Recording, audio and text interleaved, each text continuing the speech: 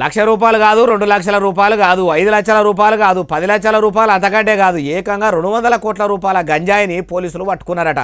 అన్ని వందల కోట్ల గంజాయి ఎవరు కొంచబోతుర్రు, ఏ పోలీసులు పట్టుకున్నారే బాలన్న అంటారా? అన్ని ముచ్చట్లు చెప్తా పారి.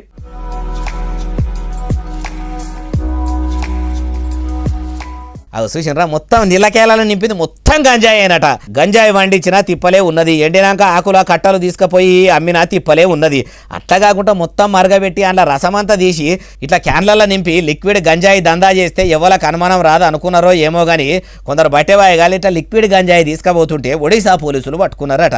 పాలి రాష్ట్రం ఏపీ పక్కపొంటి ఉండే ఒడిశా రాష్ట్రము కోరాపూర్ జిల్లా నందపూర్ పోలీస్ స్టేషన్ కిందికి వచ్చే ఒక ఆడ పోలీసులు ఇట్లా గంజాయిని లిక్విడ్గా చేస్తున్న నలుగురిని అరెస్ట్ చేసిరట.